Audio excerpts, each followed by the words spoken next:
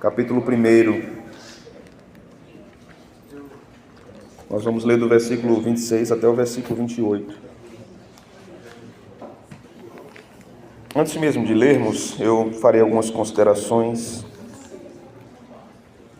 aqui sobre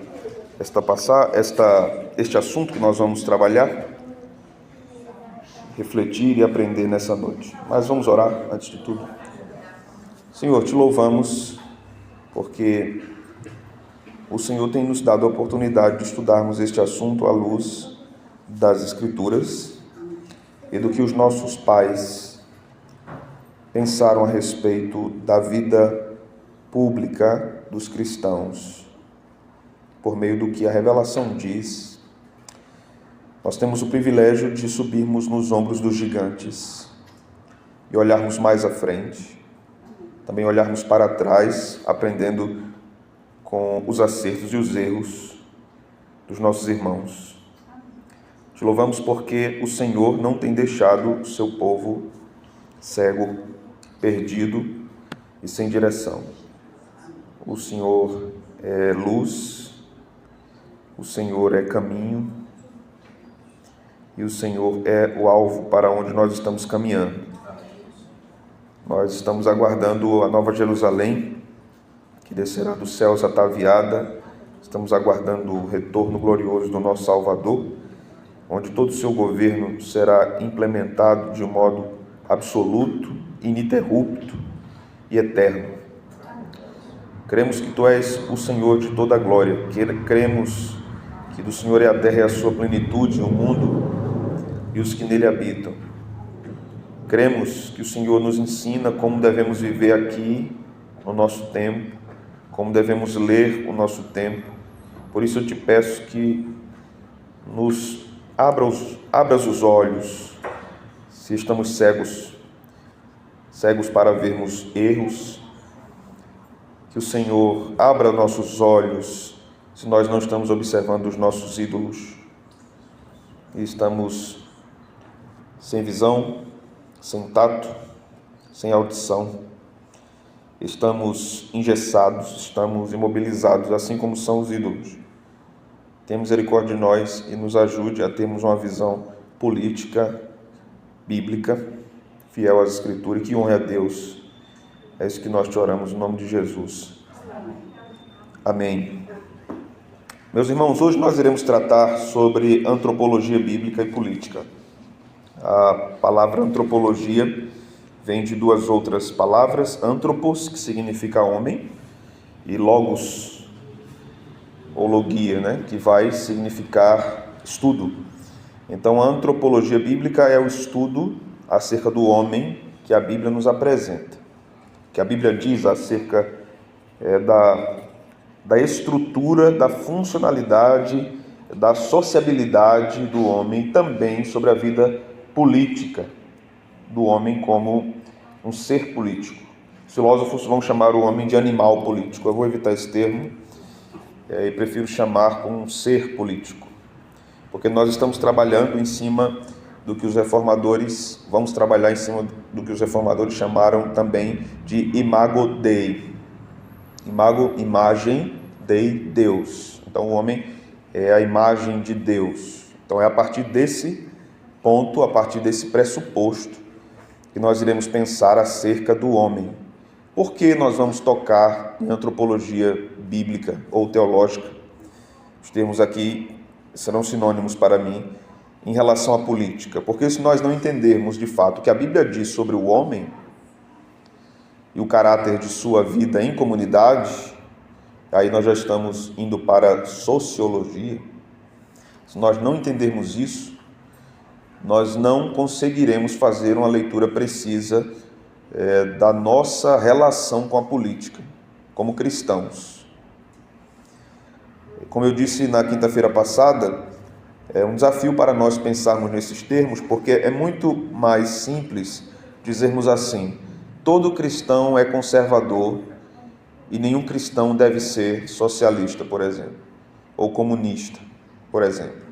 Essa é uma afirmação generalizada e simplória, Porque alguém pode ser um comunista conservador. Ele é conservador do comunismo. Alguém pode ser um conservador agnóstico. Ele pode defender um padrão moral estabelecido na sociedade, mas com nenhum compromisso com as Escrituras. É claro que este que defende um padrão moral através das instituições civis que estão postas desde muitos séculos, é mais aliado nosso do que aqueles que militam contra as instituições que Deus implementou. Karl Marx e Friedrich Engels, no seu livro Manifesto Comunista, dizem que a razão de ser de todo capitalismo opressivo são essas instituições conservadoras. Por exemplo, a família, casamento. Então, para que a sociedade alcance um estágio igualitário e justo, é preciso que essas estruturas sejam destruídas. Então, nós estamos falando da fala de um verdadeiro sacerdote do comunismo, profeta do comunismo, que foi Karl Marx. Às vezes, falando sobre isso em algumas instituições, até mesmo no nosso seminário, alguns alunos me perguntam: é possível tirar alguma coisa boa de Karl Marx, pastor? A minha resposta é possível sair da mesma fonte água doce e água amargosa. Então, quando nós pensamos em Marx e qualquer coisa que cheire em Marx algo justo, é preciso nós entendermos que a mera frase que parece algo justo está dentro de um contexto muito maior. Então, quando ele diz que o pobre deve ser assistido, isso está num contexto muito maior, porque para eles só existe pobre porque existe rico. Então, alguém só enricou por causa do pobre. Então, é preciso acabar com os ricos e, em tese, fazer com que todos tenham a mesma rentabilidade. É um processo de igualdade social. A Escritura vai nos dizer assim: os pobres vocês sempre os terão convosco. É assim que a Escritura nos diz. Sempre existirão pobres. E existe sempre uma diferença de pobres e pobres. Existem aqueles que estão pobres por um motivo. Existem aqueles que estão pobres por outro motivo. Então é muito simplório dizer que toda a pobreza se resume à opressão do rico contra o pobre, ou que todo casamento, ou melhor, numa família, como dizia Marx e Engels, isso é muito fácil vocês acharem, só é ler o livro Manifesto Comunista. Leia com um enavo de lado, porque qualquer coisa você toma para não vomitar. Mas ele diz o seguinte: a família, ou melhor, o casamento é uma relação opressiva. O homem oprime a mulher. E a família também é uma relação opressiva, porque os pais oprimem os filhos. Então é tudo opressão aí. Então o que é que faz? Destrói. Essa é uma concepção marxista, uma concepção comunista, quando se diz muitas vezes por aí, mas tudo que a gente tem visto não é o verdadeiro comunismo. A China é comunista, a Coreia do Norte é comunista, a Romênia foi comunista, várias outras nações abraçaram o comunismo, e onde o comunismo chegou, ele destruiu absolutamente tudo. Então isso é comunismo. O comunismo não constrói, ele destrói absolutamente tudo. Então o comunismo tem uma ideia acerca do homem. E a ideia do comunismo não é a ideia do cristianismo. Nós vamos perceber que as concepções políticas, elas vão muito além do que mero posicionamento político. É preciso nós observarmos mais a fundo. Então, em muitos momentos eu vou me referir a essas posições antagônicas ao cristianismo como um secularismo radical. Outras vezes como um movimento de esquerda. Mas muitas vezes, quando eu me referir a secularismo radical, eu estou me referindo à direita também. E à esquerda também. Como eu disse na semana passada, eu não estou comprometido com a direita. Amém, irmãos? Certo? Não estou comprometido com a esquerda. Eu estou comprometido com o Evangelho. Porque tem corrupto na direita, do mesmo jeito tem corrupto na esquerda. Tem corrupto na direita que só precisa de um contexto para ele virar à esquerda. Tem corrupto na esquerda que só precisa de um contexto para ele virar à direita. O Evangelho é superior a tudo isso. Então, quando nós pensamos a respeito da natureza do homem, nós precisamos conceber o que a Escritura diz, né? E nós vamos ler Gênesis 1, do 26 ao 31. O texto vai dizer: também disse Deus, façamos o homem à nossa imagem, conforme a nossa semelhança. Tenha ele domínio sobre os peixes do mar, sobre as aves dos céus, sobre os animais domésticos, sobre toda a terra e sobre todos os répteis que rastejam pela terra. Criou Deus, pois, o homem à sua imagem, a imagem de Deus o criou, homem e mulher os criou, macho e fêmea, homem e mulher. E Deus os abençoou e lhes disse: sejam fecundos, multiplicai-vos, enchei a terra, sujeitai-a, dominai sobre os peixes do mar, sobre as aves dos céus e sobre todo animal que rasteja pela terra. Esse texto é absolutamente antitético, ele é uma antítese a tudo que nós temos visto no nosso espectro político. Basicamente, o mundo hoje é socialista. Basicamente, esse é o pensamento político que governa, embora hajam reações liberais de direita, hajam reações conservadoras. Abro um parênteses aqui. Ao meu ver, só é possível você ter um verdadeiro conservadorismo, nós vamos estudar sobre isso mais a fundo, mas só é possível você ter um verdadeiro conservadorismo em termos nacionais em uma monarquia. Em uma democracia isso não é possível. Por causa da diferença ideológica que há entre os próprios políticos. Pelo fato de não termos efetivamente um poder moderador, como é o rei numa monarquia parlamentarista, por exemplo. Então nós vamos ter pequenos movimentos conservadores em nações democráticas, mas que a verdade é esta: eles não vão avançar e eles nunca serão majoritários sobre o pensamento oposto. Nós vivemos um tempo no Brasil que nós temos observado isso muito de perto. Os evangélicos, inclusive, estão comprometidos, como estiveram comprometidos na Alemanha nazista com Hitler.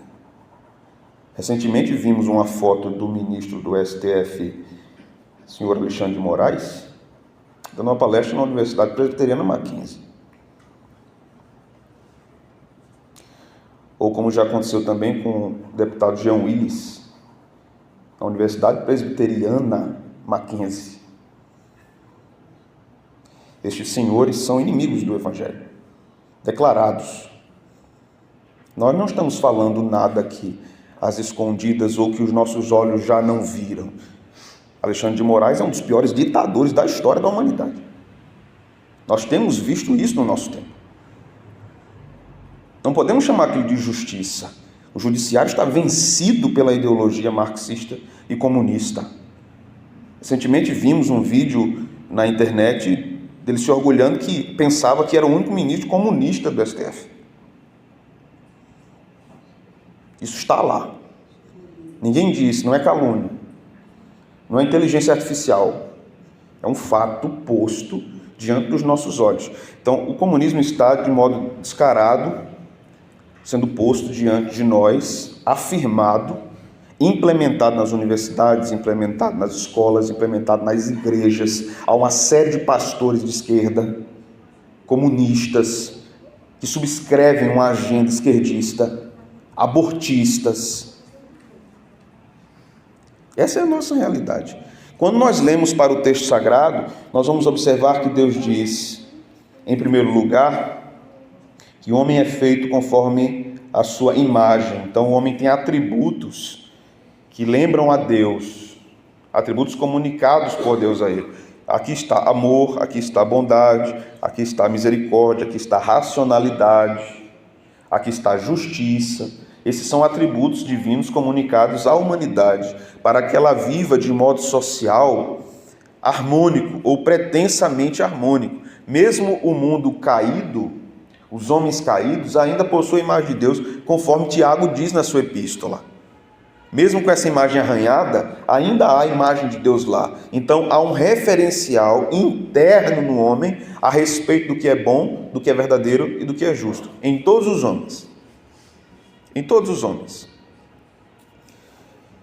Eu afirmei semana passada e falo isso novamente, se você pudesse voltar os seus olhos dentro das casas dos soldados do nazismo na Segunda Guerra Mundial, você ia ver aqueles homens brincando com seus filhos, abraçando suas esposas, apreciando obras de arte. Eles defendiam um padrão moral. Tudo isso estava presente ali, mas nós podemos afirmar que o nazismo tinha alguma coisa de bom? Não podemos afirmar. Embora haja uma espécie de moralidade ali em determinadas áreas, embora houvesse um zelo pela família, podemos dizer assim, um zelo pela religião, vamos dizer assim.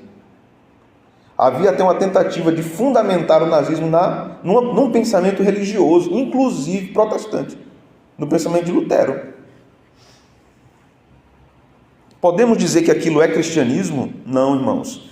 Então, nós precisamos ter muito cuidado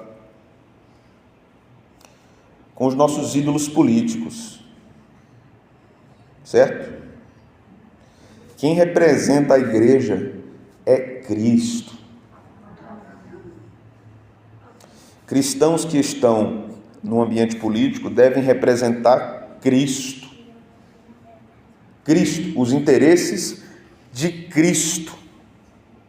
O que nós temos visto é que muitos têm entrado na vida política afirmando que querem defender os interesses de sua igreja.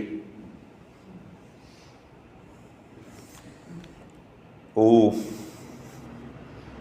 líder da Assembleia de Deus de Madureira chamou ao seu púlpito um prefeito de sua cidade e disse: esse rebanho é seu.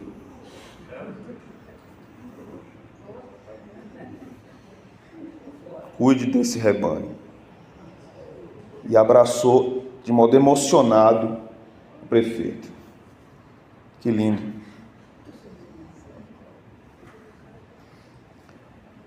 Igrejas do nosso estado fazem o mesmo. Irmãos em Cristo não sobem nos seus púlpitos para pregar, mas os prefeitos, governadores, deputados, presidentes, o que vier, tem assento na plataforma e tem vez e voz para falar para o povo. Esta é a ilusão política que a igreja evangélica brasileira tem abraçado, tem sonhado. Devemos ter muito cuidado com isso, meus irmãos. Quando o texto de Gênesis nos fala aqui que Deus abençoou, no verso 28 e no verso 27, que ele criou homem e mulher à sua imagem, a imagem de Deus criou, o texto diz macho e fêmea. Esse é o sentido original do hebraico. Macho e fêmea os criou. Então há uma diferença sexual, há uma diferença psicológica, há uma diferença física, há uma diferença estética entre macho e fêmea. Entre macho e fêmea. Mas pastores do nosso tempo, como Ricardo Gondim, Ed Renekiewicz, estão dizendo que as suas igrejas são igrejas que amam a todos, elas são inclusivas. Casais gays podem ser membros de suas igrejas. Um casal de lésbicas podem ser membros de suas igrejas. Vamos entender uma coisa aqui, meus irmãos. A igreja de Cristo, ela deve ser acolhedora. Qualquer pessoa que entrar por essas portas deve ser bem recebida por nós. Qualquer pessoa. Negro, branco, alto, baixo, gordo, magro, gay, lésbica. Qualquer pessoa deve ser recebida bem por nós. A igreja deve ter disposição, a igreja deve ter amor, a igreja deve ter cuidado com toda e qualquer pessoa que o Senhor trouxer. Mas todo o cuidado, todo o amor, toda a atenção dispensada a essas pessoas é com base no Evangelho, não na cartilha LGBTQ+. É com base no Evangelho. O Evangelho é que dá o caminho para as nossas relações. Não é a agenda política que dá o caminho para as nossas relações. Então o texto vai dizer que há uma diferença entre homem e mulher. No nosso tempo nós temos várias políticas identitárias. Nos Estados Unidos, os homens estão requerendo o direito de menstruar. É assim.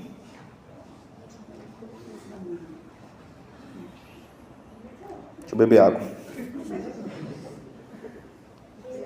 Como é que pode? Como é que pode? A irmã Fátima quer te dar uma explicação sobre isso, se pode acontecer uma coisa dessa. Chamar os médicos, né, da igreja.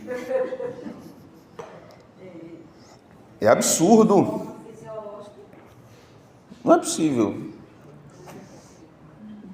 É absurdo. É irracional. A ideologia é irracional. A ideologia foge da realidade. Nós vamos ver mais à frente que a ideologia é um reducionismo da realidade. Ela reduz a realidade a uma proposição. Então ela desenvolve uma proposição e ela diz: a realidade é isto. Marx vai dizer: a realidade é que há uma luta entre o opressor e o oprimido. Toda a realidade do mundo se refere a isso. E o homem é um animal econômico. Então tudo gira em torno do dinheiro. Isso vai incluir religião. A religião também deve ser destruída, porque a religião é um lugar onde o dinheiro é lavado.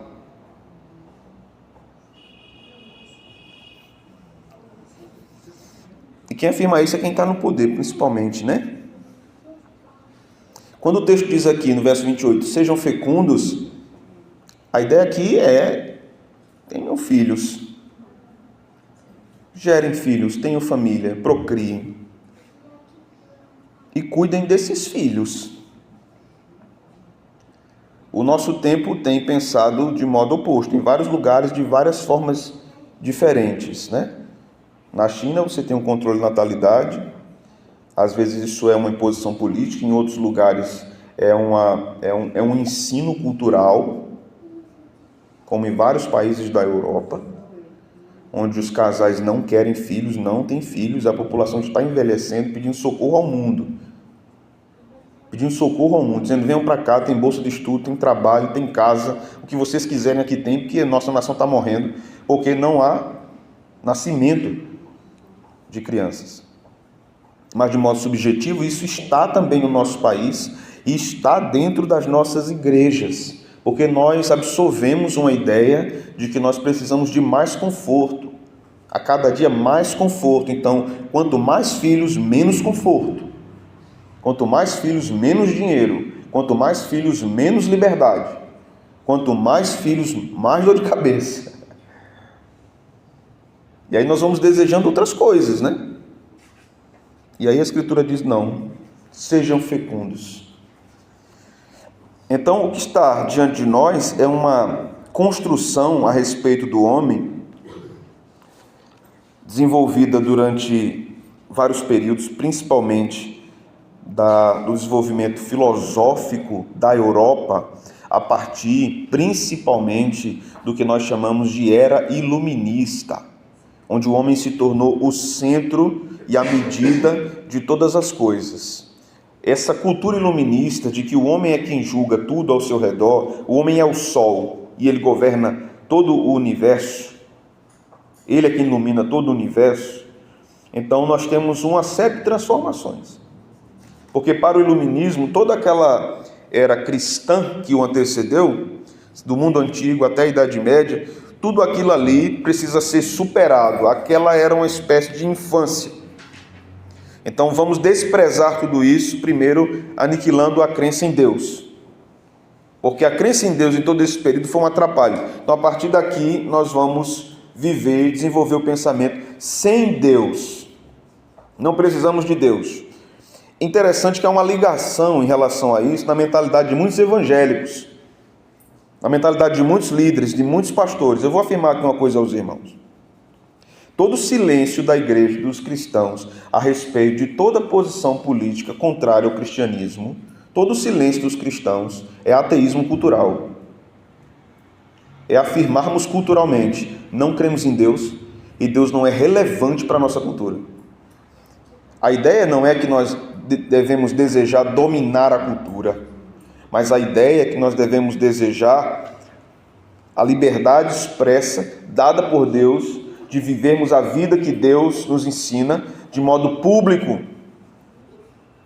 Mas os cristãos têm silenciado, eles têm se calado, porque nós temos medo de várias coisas. Eu disse aqui uma vez, uma fala que eu vou dizer agora, e eu vou repetir. Certa vez, numa reunião de pastores, um pastor disse assim, era uma reunião de pastores com candidatos ao governo do Estado, e naquela época haviam pastores reformados, mais tradicionais, não reformados, pentecostais. Um pastor disse assim: como é que eu vou fazer para pregar o que está na Bíblia se tudo está sendo filmado? Eu corro o risco de ser preso. Então eu não tenho alternativa, eu tenho que mudar o meu discurso. Tem que ser mais polido, tem que ser mais suave, tem que ser mais tímido. Tudo o povo quer gravar. Se não está gravando oficialmente, tem alguém com um celularzinho gravando. Tem algum WhatsAppzinho gravando. Então o que é que eu faço? Eu não falo mais contra a homossexualidade, eu não falo mais contra a imoralidade, eu não falo mais nada contra esse tipo de pecado moral e social, porque eu corro o risco de ser preso. Está aí o nível dos pastores que nós temos nas nossas igrejas.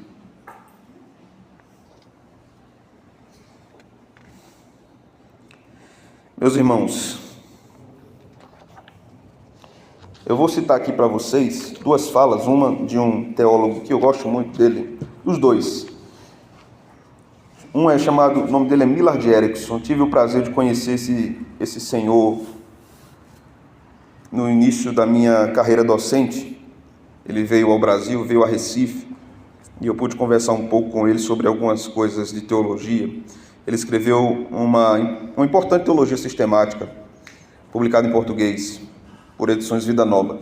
Ele diz algo importante a respeito do homem, da humanidade. Ele diz o seguinte: a doutrina da humanidade é um assunto particularmente oportuno para estudar e utilizar em nosso diálogo com o mundo não cristão. Veja o que ele diz. A doutrina da humanidade é um assunto oportuno para estudarmos por causa do diálogo com o mundo não cristão. Continua. Trata-se de uma área em que a cultura contemporânea vive perpetuamente, fazendo perguntas a que a mensagem cristã pode oferecer respostas. Pelo que muitas disciplinas devem estudar, então, a natureza humana. Há muitas imagens diferentes da humanidade na cultura. Por exemplo, o behaviorismo vai dizer que tudo é um impulso biológico.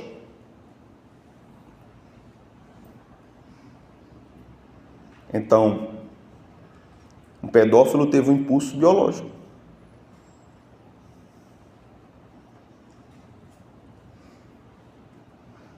Como é que vai mudar a natureza dele? Isso é biológico. É como a necessidade de beber água e de comer. Essa é uma vertente psicológica, uma das muitas. Você acha que isso se adequa ao cristianismo? A Bíblia vai nos dizer o quê?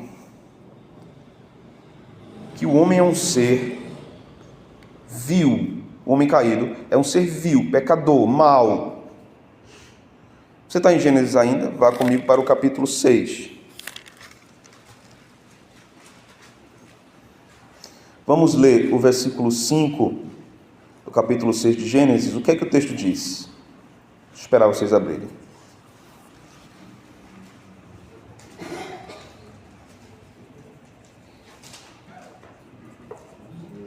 Vamos lá? Viu o Senhor havia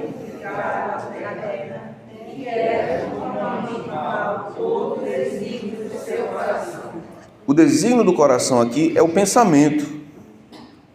Então todo o pensamento do homem era continuamente mau.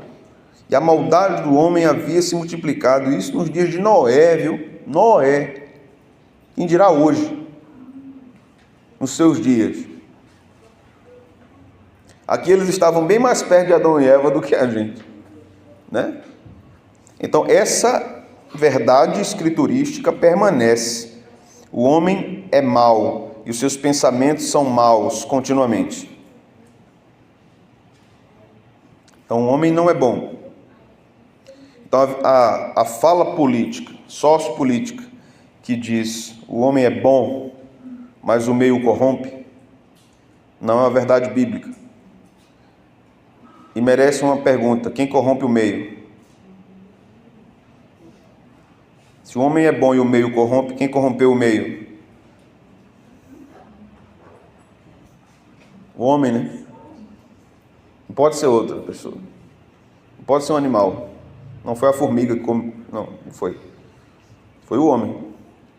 Todos os males sociais, mazelas sociais, é que são causados pelo homem.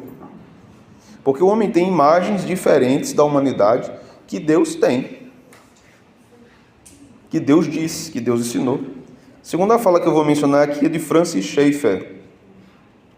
Schaeffer foi um pastor, um teólogo, filósofo cristão. Ele diz o seguinte, ele pensou muito, escreveu muito sobre cultura. Ele diz assim: existe um fluxo para a história e para a cultura, e o modo de pensar das pessoas é o fundamento e a fonte desse fluxo.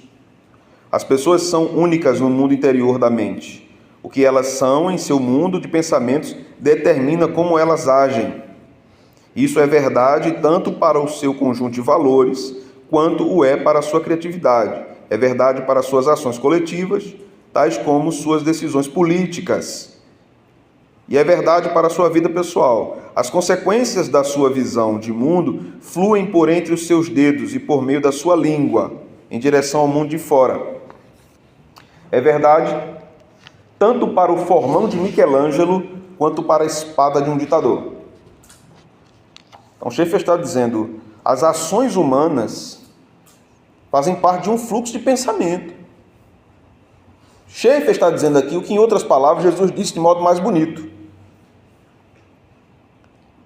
Jesus disse, todo o mal que acontece fora é fruto do que está no coração. É isso que ele está dizendo aqui. Quando o texto nos fala, observe, uma coisa muito interessante, lá em Deuteronômio 6. O texto de Deuteronômio 6 nos fala sobre questões sociais e sobre a educação que Deus vai dando ao seu povo, em termos sociais, por meio da instrução na lei. Deuteronômio 6.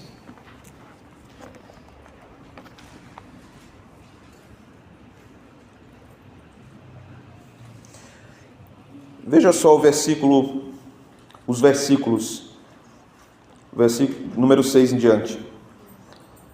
Estas palavras que hoje te ordeno estarão no teu coração. Tendo aqui que coração é o centro da existência humana, onde o homem guarda todo o seu motivo de vida, o que lhe impulsiona. Essas palavras que hoje te ordeno estarão no teu coração. Tu as inculcarás a teus filhos, e delas falarás assentado em tua casa e assentado pelo caminho, ao deitar-te e ao levantar-te. Também as atarás como sinal na tua mão, e te serão por frontal entre os olhos. Há uma curiosidade aqui, né? Que a marca da besta está exatamente no mesmo lugar que esse versículo diz, né? Na mão e na testa. A ideia do texto aqui, atarás como sinal na tua mão e te serão por frontal entre os olhos. Que a palavra de Deus governa a minha mente e as minhas ações. As minhas ações são cativas ao que está na minha mente. Isso é automático na natureza humana. É o que Schaeffer disse, né? O fluxo do pensamento faz com que o que vem à minha mente escorra pelos meus dedos. O que vem à minha mente vai escorrer pelos meus dedos, ou seja, nas minhas ações. Então, se na minha mente tem pintar uma Capela Sistina, isso vai escorrer pelos meus dedos, na mão do pintor. Se na minha mente tem cometer um genocídio de milhões de pessoas, o que está na minha mente vai escorrer pelos meus dedos, para as minhas ações. Então, o que eu faço é fruto do meu coração, do meu ser interior. Então o texto está dizendo aqui que a palavra deve governar a minha mente, por isso por frontal entre os olhos, e deve governar as minhas mãos. Essa é a forma de viver do povo de Deus em termos sociais. Mas não apenas lá fora. O texto vai dizer no verso seguinte, no verso 9, e as escreverás nos umbrais da tua casa e nas tuas portas. Então a palavra de Deus deve governar a minha casa, a minha família, as minhas ações, os meus pensamentos, mas a minha vida social que começa com a família. Isso aqui é totalmente político. Porque a minha família não está entregue para o pensamento que desonra a Deus. Ela está entregue ao pensamento que honra a Deus. Na minha casa, o nome de Deus é honrado. Nas minhas ações, no meu trabalho, na minha vida, o nome de Deus é honrado. Então, como é que alguém pode pensar em termos de fé cristã, dizendo que ama a Deus, que honra a Deus, e está engajado num projeto político anti-Deus? Como é que pode isso? O que acontece, o que eu observo, pelo menos nos meus poucos anos de pastorado, o que eu observo é que crentes, eles são apaixonados por políticos. Eles têm uma espécie de relação amorosa. Eles amam aquela figura, de modo que eles ignoram tudo o que está ao derredor daquela criatura. Eles ignoram, por exemplo, um projeto político ou um plano de governo. Quantos crentes você conhece que se preocupam em ler o plano de governo de um candidato? Não, você vai se candidatar? Eu quero saber o que é que você tem em mente. Qual é a sua visão da cidade, do estado, do país? Eu quero ver se tem. Certa vez um pastor mandou para mim um abaixo-assinado, eu acho que isso era meados de 2018, de uma série de pastores e pastoras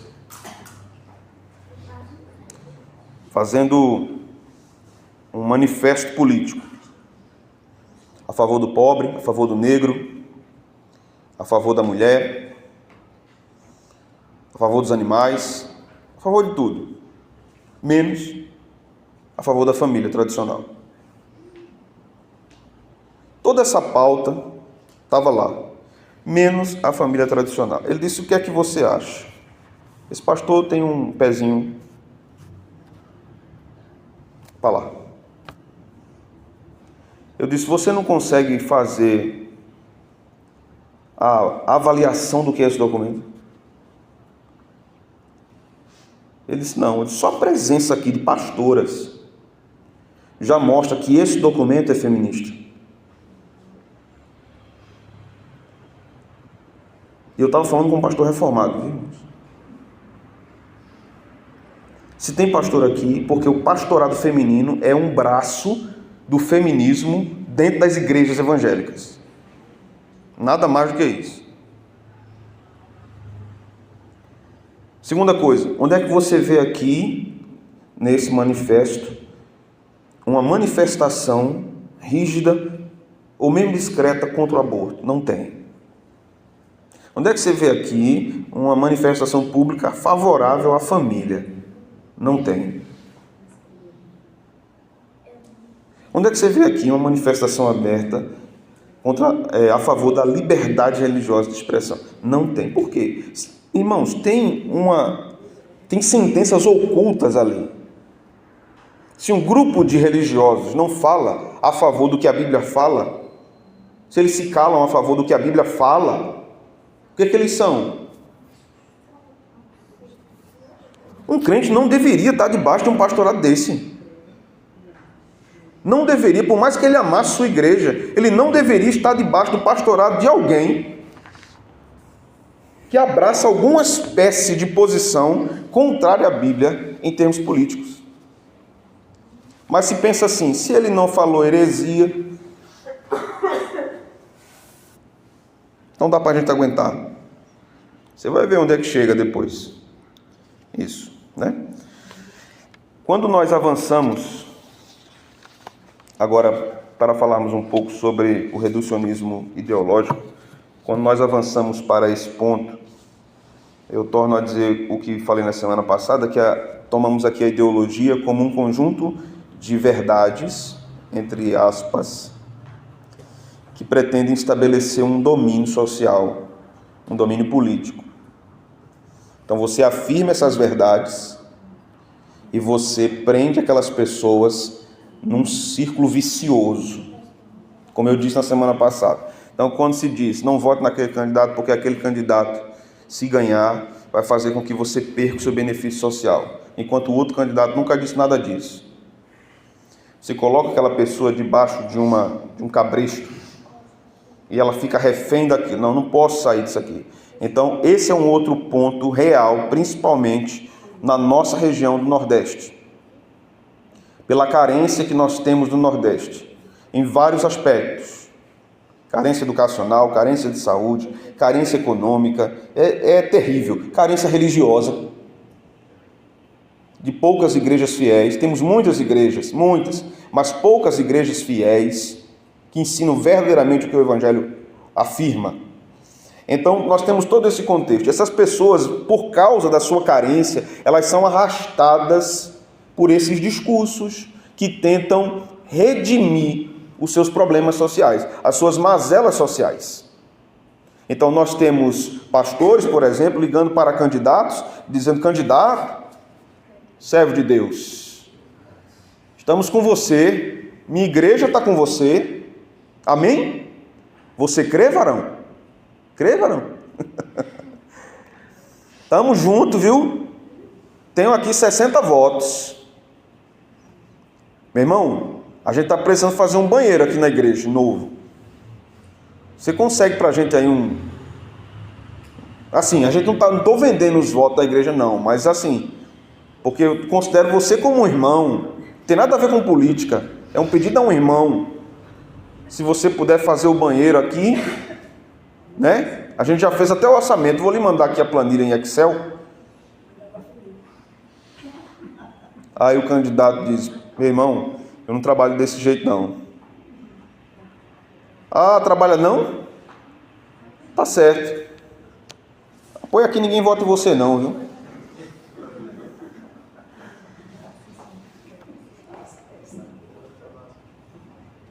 Por aí. Tem um bocado de candidato batendo na porta dos pastores.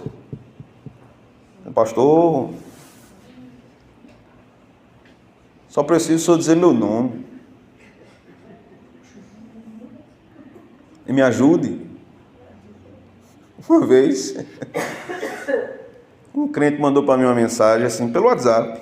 Disse: pastor, o que é que um candidato precisa ter para o senhor votar nele? Eu olhei para a mensagem. Eu disse: servo de Deus, na igreja, quando eu te encontrar, eu te digo. Ele disse: não, pastor, grava um áudio.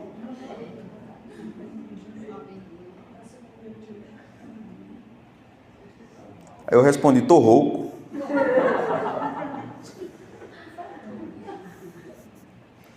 O tempo passou e aquele crente me disse: eu ia mandar para os grupos, pastor, da cidade,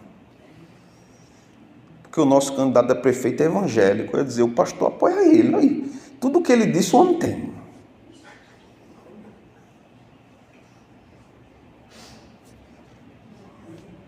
É por aí que os evangélicos estão.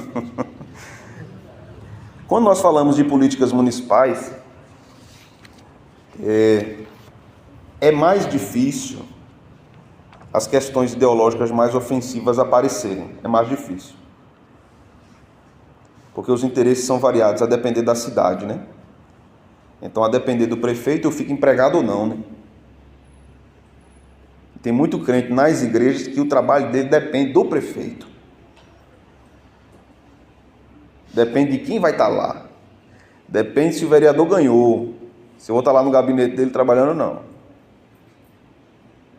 Então, se ele perder, eu perco. Então, eu tenho que me engajar. Eu tenho que conquistar. Mas isso muitas vezes é a revelia de muitas outras coisas. A gente fala que política municipal não é tão afetada pelas ideologias, mas aqui e acolá a gente vai ver alguma plaquinha diferente num parque municipal de um banheiro compartilhado.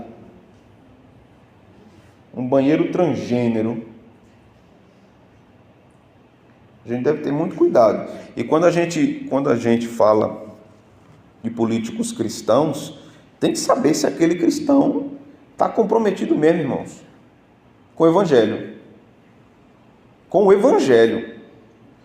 Porque ele pode estar comprometido com a ideologia, até com o conservadorismo, mas não com o Evangelho. A gente precisa compreender que um candidato, e eu sou entusiasta, eu sou favorável, eu já disse isso aqui, que crentes ingressem no serviço público para glorificar o nome do Senhor. Não é fácil, é muito difícil. Satanás de fato tem um trono ali. Essa é a verdade. Mas é preciso que nós tenhamos gente preparada. Não é apenas para gritar, é gente inteligente, gente capaz. Gente que sabe o que diz, gente que estuda, que tem dados, que tem um sistema de trabalho na sua cabeça, que sabe se portar, que sabe entrar e que sabe sair. Nós vamos ter um estudo mais à frente no livro de Esther. O livro de Esther é um livro totalmente político. Totalmente político. Se a Bíblia tem um livro totalmente romântico como Cantares, também tem um livro totalmente político como Esther. E Esther é um exemplo de uma rainha que soube articular toda uma questão dramática envolvendo o seu povo. Ela não era imune a pecados, e nós vamos ver que ela cometeu alguns. Mas ela soube articular e livrar o seu povo da morte daquele tirano. Né? Então, Esther entrou e saiu, honrou o nome de Deus em maior medida.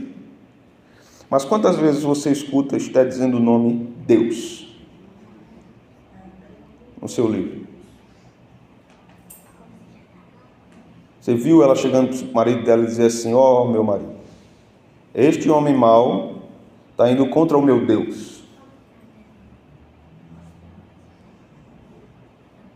Mas ela disse: jejuem. Não foi? Jejuem por mim. A quem? Jejuar a quem? O povo estava orando a quem? A Deus. O livro de Esther merece ser estudado. Quando nós pensamos então na ideologia, nós temos uma redução. A ideologia pega toda a realidade e transforma aquilo num grão de feijão. Toda a realidade se resume a isto aqui. Então vamos pensar no mundo a partir disto aqui. E isso é maximizado para todas as esferas da vida social, irmãos. Então isso está presente. Observe o que eu vou dizer. Isso está presente no meio jurídico, ideologia. Isso está presente no meio da saúde, ideologia.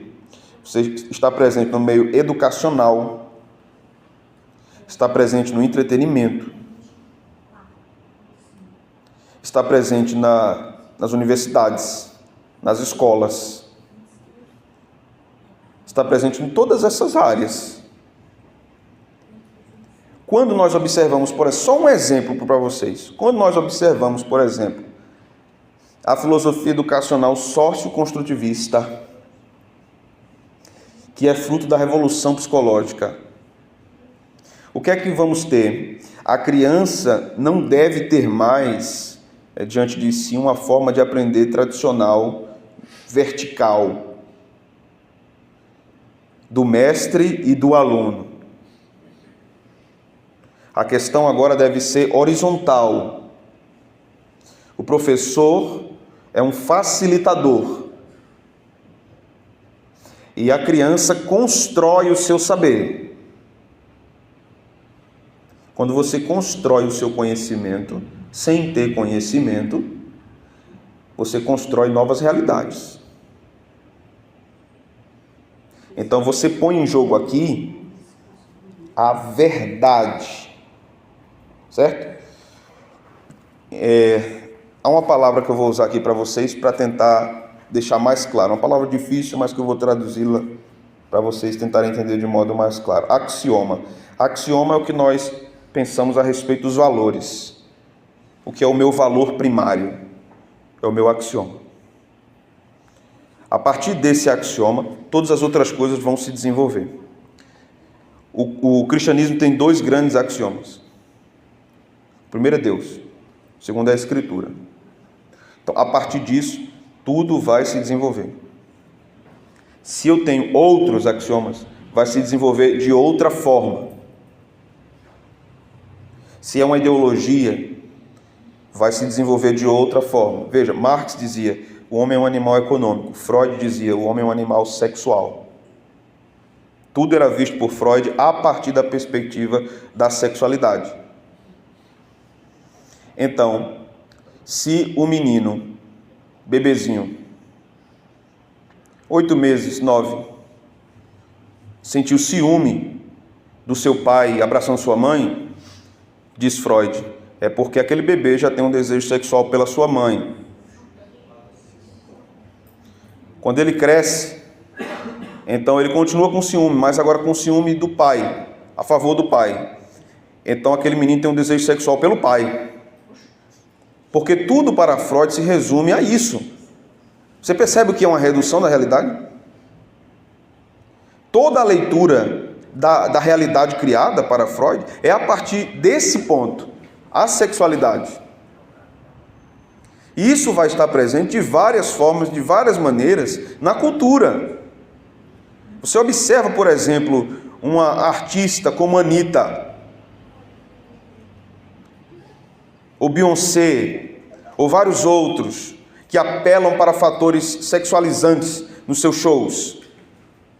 Roupas, coreografias, cenário, o tipo de letra. É você reduzir o universo a isso, apenas a isso. Então, nisso está a presença das várias ideologias num grande caldeirão cultural, e os cristãos estão nesse bolo, sem conseguir discernir um palmo à frente do seu nariz. Eles não conseguem discernir. Eles apenas vão assimilando e pronto. Você vai estudar direito, você estuda Marx. Você vai estudar filosofia, você estuda Marx. Você vai estudar psicologia, você estuda Marx. Você vai estudar veterinária, Marx está lá. Você vai estudar a linguagem, português, inglês, Marx vai aparecer, porque vai aparecer alguém da área de linguagem ou da linguística, porque a área da linguística já abraçou o pensamento ideológico de Marx. Então o mundo vai ser uma construção linguística. Então vamos falar de todes, vamos falar, Vamos falar de todes, para ninguém ficar ferido. Isso vai sendo abraçado. Então isso é ridículo, irmãos. Eu vi um professor na faculdade dizendo bom dia a todos. Eu disse, nem a palavra bom você pode usar, porque é masculino. Então vai ter que mudar tudo. Aí vai ficar um bocado de louco falando. Como é que? Vamos usar uma linguagem neutra. Irmão, isso é absurdo. Em termos linguísticos é absurdo. A nossa língua tem como matriz o latim. Então, quando eu digo boa noite a todos, eu estou me referindo a um termo geral. Eu nem preciso dizer todos e todas. Não é uma palavra machista. Ela vem de uma matriz linguística latina. É simples. Não, mas quando eu falo todos, eu estou excluindo as mulheres. Eu fui falar numa conferência, eu comecei dando boa noite a todos. E o outro palestrante falou boa noite a todos e a todas. E aí no final reuniu-se os palestrantes e aí a organizadora virou para o pastor que falou todos e todas e disse, eu fiquei muito comovida porque o senhor incluiu as mulheres na sua saudação.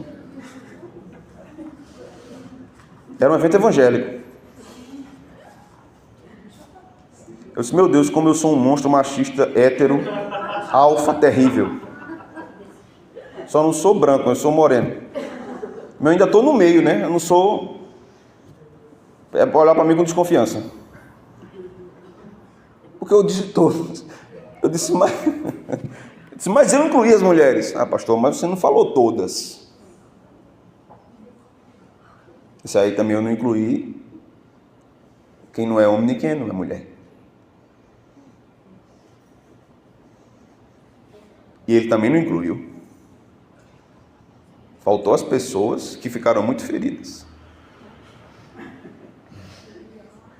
Eu tenho então que dizer como, incluir homens e mulheres. Como é que a gente vai começar? Boa noite a todos, a todas, a negros, a brancos, a cegos, aos que enxergam, a altos, a baixos, a gordos, a magros, a pernambucanos, a paraibanos, a alagoanos, a chineses, a japoneses. Eu vou terminar quando minha palestra, minha gente? Se todo mundo tem que ser incluído, eu termino quando? De que horas? Você entende o absurdo que é isso? É ridículo. É ridículo. Mas os cristãos vão dizendo, mas e como é que a gente vai viver se a gente não fizer?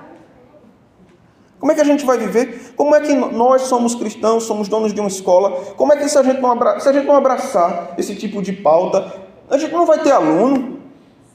Tem. Os crentes, em primeiro lugar, devem crer que quem os sustenta é Deus. Em segundo lugar, tem muita gente de cabeça no lugar, ainda na terra. Muita gente não, mas tem. Fui otimista demais também. Tem. Então, eu vou abraçar isso por causa de uma questão pragmática.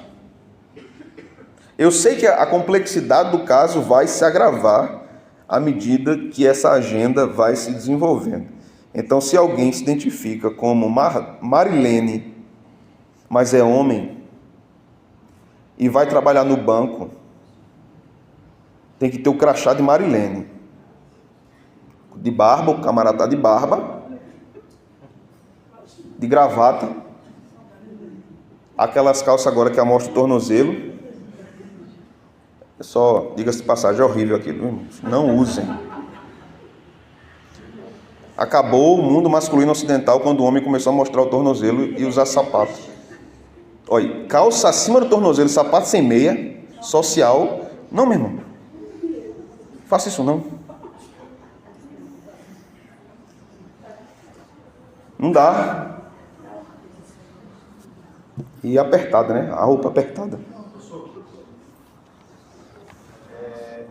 Nessa busca que você está dizendo aí, dessa questão que está sendo diminuída, esse discurso, trazendo essas ideologias, nesses dias, eu não sei se eu falei na outra semana, que é a discussão que está no STF, que é com relação ao termo mãe.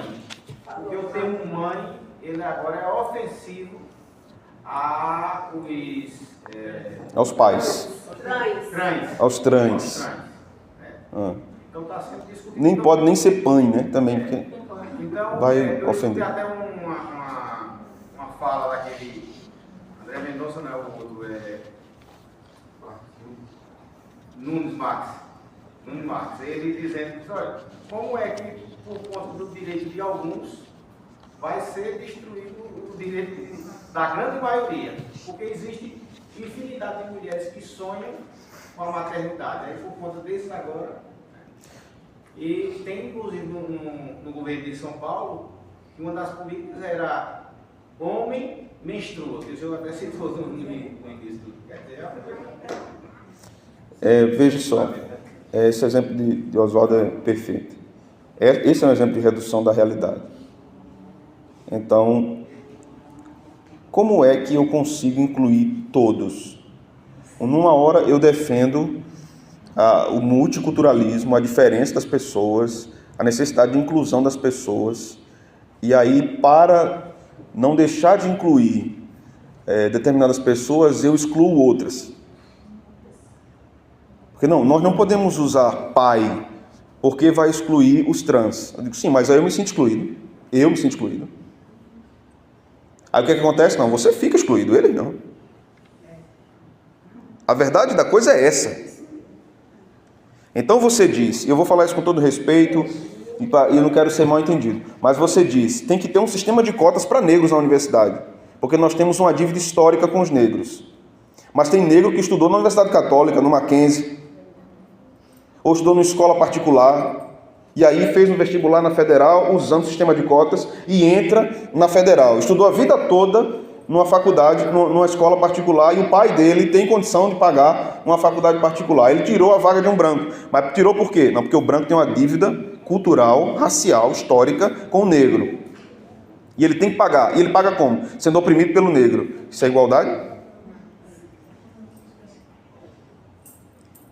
Todo discurso a favor ou defensor da igualdade, que não é o cristianismo, é opressor. Se ele não tem uma base no cristianismo, vai ser opressor. Então se diz, há um preconceito contra a mulher ganha menos do que o homem, a mulher no mesmo cargo do homem ganha menos do que o homem.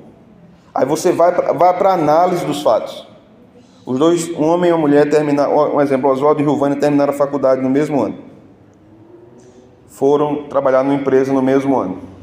Giovanni engravidou, saiu da empresa, saiu do mercado, Oswaldo continuou trabalhando. E aí Giovanni volta para o mercado 15 anos depois. Quem vai ganhar mais?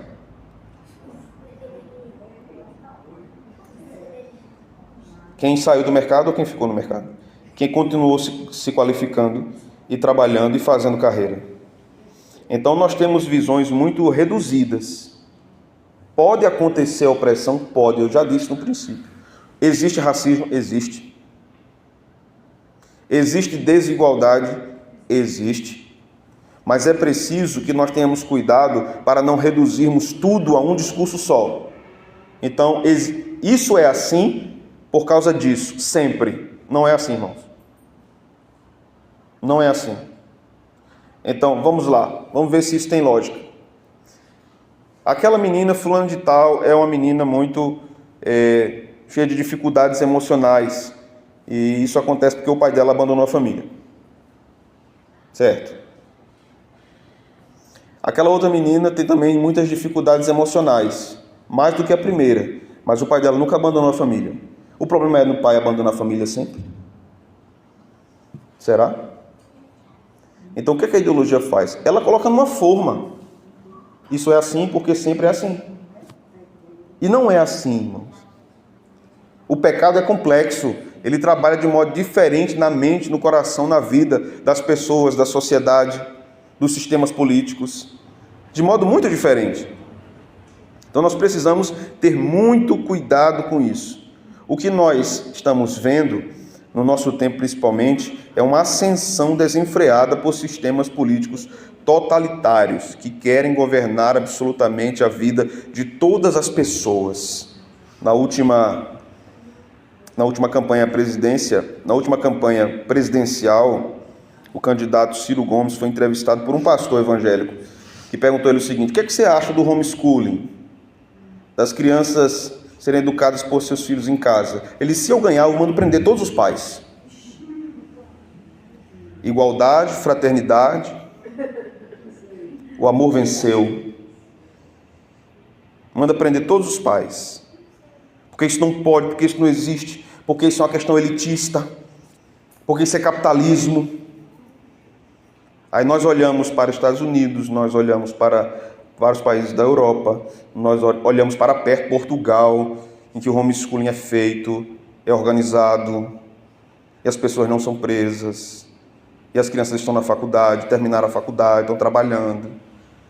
Mas aqui não. Aí disse, numa audiência pública, que houve, disseram assim, os maiores casos de abuso sexual de crianças nos lares são nas casas de famílias que fazem homeschooling. Não há nenhum caso no Brasil registrado sobre isso. Nenhum caso. Agora, o contrário existe. De vários casos que ocorreram na escola. Na escola, e de pais que mandam os filhos para a escola. Então, o que é que você faz? E ainda que acontecesse, irmãos, por meio de uma família que faz homeschooling, O problema é, você reduz tudo a um fato. Então, seu filho vai ser assim por causa disso. Ele vai ser assado por causa disso. E aí se estabelece uma grande manipulação cultural por meio da direção da massa a um pensamento redentivo. Toda ideologia tem um pensamento redentivo. Ela diz assim: nós vamos libertar você, nós vamos cuidar da sua família, nós vamos lhe dar trabalho, nós vamos lhe dar emprego, nós vamos lhe dar saúde, nós vamos lhe dar educação. E aí, sabe o que você tem que fazer? Você tem que agradecer ao seu pai. Quem é o seu pai? O Estado. Agradeça ao seu pai. Diga a todo mundo que você só anda de avião por causa de tal presidente. Diga a todo mundo que você terminou a faculdade por causa de tal candidato. Uma vez um veio dizer a mim: mas você, pastor, eu estava dando uma palestra numa faculdade, você só é formado na sua faculdade por causa do presidente fulano de tal. Eu disse: não estou entendendo não. Porque o Estado financiou o seu curso. Eu disse: eu paguei o meu curso. Eu trabalhei para pagar o meu curso. Eu não tive bolsa. Não estou criticando quem teve. Mas eu paguei o meu curso. Não foi candidato, não foi presidente, não foi político nenhum que pagou minha formação. Eu sempre trabalhei. Eu trabalhava à noite, começava de 2 da tarde, terminava de meia-noite. 6 da manhã eu estava indo para a faculdade. Saía da faculdade e ia para o trabalho. Foram 4 anos assim. Em semanas de prova eu não dormia. Metade do meu salário era o meu curso. Metade. Não vi esse candidato não chegando na minha porta e dizendo assim: está precisando de alguma coisa? Está precisando? Está precisando de um livro? O meu lanche era pipoca com água, porque inchava. Eu chegava, comprava uma garrafa d'água de 500 ml e uma pipoca de galeto, com gosto de galeto. Comia pipoca, tomava água e... Era o tempo da aula. Certinho. Terminava, comprava outra pipoca, R$1, e uma água, R$1. Inchava, era o tempo de chegar em casa. Mas eu não vi nenhum candidato dizer assim: olha, você tem esse cartão aqui, né, de alimentação para estudante, você vai ali naquela lanchonete, você come lá, bem, estude. Não teve. Mas o que é que o Estado faz? Você tem educação por nossa causa. Você é empresário por nossa causa. Os empresários adoram um Estado gigante, né? Eles adoram. O sistema tributário brasileiro é o maior ladrão do universo.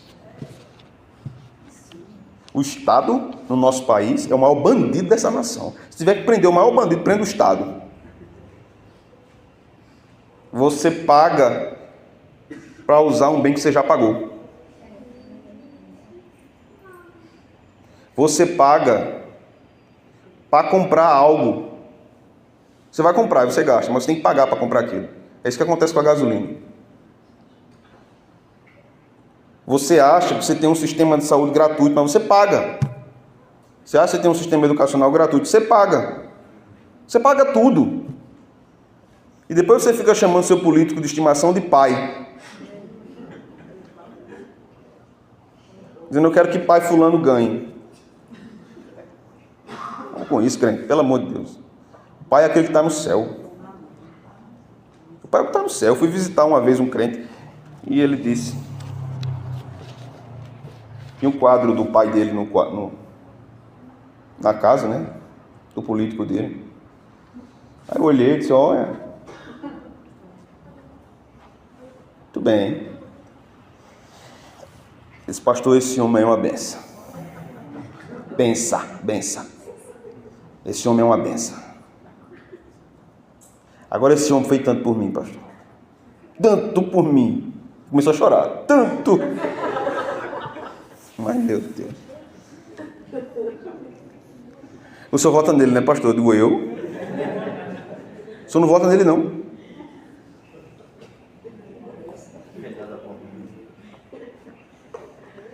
Eu não acredito que meu pastor não vota nele, não. Aí tinham 2 grupos na cidade, 2 grupos políticos. E aí esse irmão perguntou: o senhor é de que grupo? Se eu sou de Cristo, meu irmão, sou de Jesus.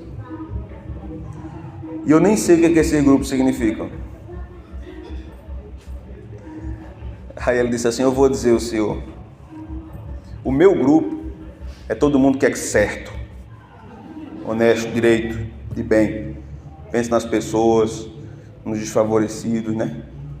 O outro grupo é tudo que não presta, gente de má índole, que não presta. Vote no meu, não vote no outro, não. Eu disse: tudo bem, entendi. Ele disse: olha, pastor, se o meu grupo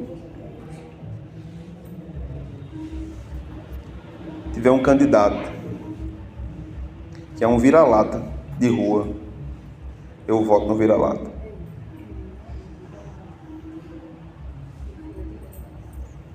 Nesse ínterim, começou a campanha municipal, como está acontecendo agora.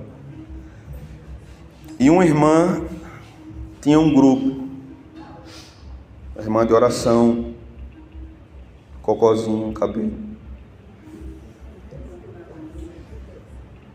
Só andava com blusa de manga comprida, saia no tornozelo, dava a paz do Senhor. Vocês não fazem isso. Negócio de boa noite. Dava a paz do Senhor. O crente da paz do Senhor. E ela tinha o candidatozinho dela toda a vida, o grupinho dela toda a vida. E aí o sogro dela, empresário, decidiu apoiar outro grupo. E disse a ela: minha sogra, ela gostava demais do genro, né? Minha sogra, vote em fulano, me ajudem. Estou botando muito dinheiro nesse negócio. Ela gostava muito do genro. O genro deu uma casinha a ela, cuidou dela. Ela ficou viúva, né? Ela olhou para o genro: tá certo, a senhora vai votar no meu candidato? Vou. Eita, coisa boa. Foi chegando a eleição, faltava 10 dias. Chega o recado: pastor, vai visitar a irmã fulana que ela está de cama, a mulher está ruim. Vamos lá. Cheguei lá: serva de Deus, tudo em paz? Pastor, uma angústia tão grande, pastor. Ai, pastor, uma agonia tão grande. Ai, meu Deus do céu, olha por mim, pastor. Eu acho que Jesus está me levando, pastor. Eu acho. Eu disse: está vendo algum, assim, os céus abertos, anjo, um portão de ouro, alguma coisa? Não, estou não. Mas eu não estou me sentindo bem não, pastor. Eu não estou bem não. Eu acho que eu vou partir. Aí comecei a conversar. Por que a senhora está assim? Ô, pastor, toda a vida eu votei num candidato, num grupo. Aí meu genro vai e pede para eu votar no candidato. Pastor, eu não consigo não. A senhora está doente por causa disso. Estou. Então vote no seu candidato, fique boa. Mas aí ele vai ficar com raiva de mim. Eu digo: a senhora vai morrer, melhor que ele fique com raiva e a senhora viva. É melhor eu cuidar de uma intriga, de um genro e uma sogra, do que eu fazer um funeral, né? Dos males o menor. Ela disse: é, né, pastor? Eu disse: é, levante e ande. Aí ela levantou-se. Pronto, eu virei um apóstolo agora. Virei um apóstolo. Irmãos, um negócio difícil no meio dos crentes. O que eu quero ensinar aos irmãos é o seguinte: com esse estudo, com os outros que virão, né, com o anterior, que nós estamos numa sociedade, nós vamos precisar opinar em termos eleitorais. Isso faz parte da nossa cidadania terrena. Nós vamos precisar escolher. Mas nós precisamos ter muita consciência de quem nós servimos. A nossa militância é pelo Evangelho. Se os crentes militassem pelo Evangelho como eles militam pela política. Se os crentes fossem tão zelosos pelo dia do Senhor, como são pelas carreatas, pelas passeatas, pela panfletagem. Ah, se eles fossem tão zelosos pela panfletagem de literatura evangélica, o quanto são de política. Ah, se eles enaltecessem tanto Cristo como enaltecem seus candidatos. Ah, se eles vissem em Cristo toda a fonte de lucro para suas vidas, como eles veem seus candidatos. Não é assim. E o que é que a gente faz? A gente precisa voltar os nossos olhos para o Evangelho da graça de Deus. Porque senão teremos outro Deus, outro Cristo, outro Messias, outra Bíblia, outra religião, que não é o cristianismo. Que o Senhor nos livre disso, irmãos. Amém. Alguma pergunta até aqui? Alguma consideração? Só um testemunho. Eu falando com uma cliente minha, e ela disse que o pastor dela fez uma reunião com os membros lá da igreja, e disse, olha, a gente está apoiando aí um vereador, e vai fazer a reforma aqui do teto da igreja. Bem. Quando for na próxima quarta-feira, todo mundo vai ter que trazer o título para poder anotar a zona e a seção que votam. Mas o voto vai ser secreto.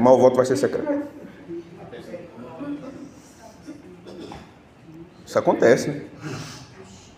Isso está perto de nós, né? Infelizmente. Esse abandono da integridade por parte dos evangélicos no período eleitoral é uma coisa assustadora. Porque parece que quando chega esse período eles esquecem que são crentes. Eu já vi crente parar de falar com o outro por causa de uma disputa eleitoral. Crente sair de igreja porque o pastor era contra o partido que esse crente tem apreço. Porque o pastor pregou contra. Não pode. Porque o homem no púlpito tem que falar só do evangelho. O evangelho não fala de política, não. O evangelho é só a graça de Deus, que salva o homem do pecado, o amor de Deus. O evangelho não fala de política, não. Fala demais, irmãos. Demais.